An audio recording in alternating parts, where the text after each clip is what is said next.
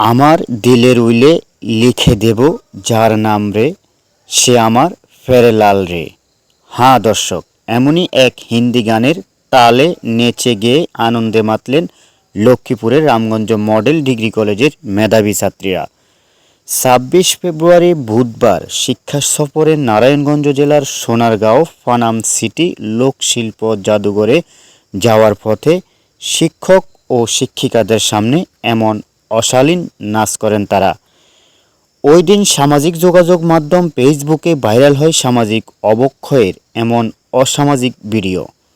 এতে নেট দুনিয়া থেকে শুরু করে জনমনে দেখা দিয়েছে মিশ্র প্রতিক্রিয়া।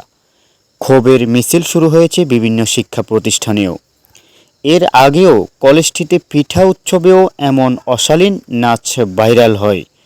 বারবার একই কলেজের ছাত্রীরা সমাজকে দূষিত করে গেলেও কলেজের বিরুদ্ধে নেই কোনো প্রশাসনিক ব্যবস্থা।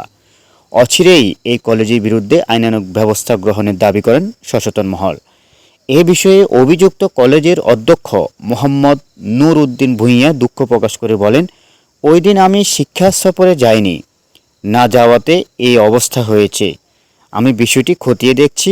উঠতি বয়সের মেয়েরা তো হয়তোবা এমন আচরণ করতে পারে।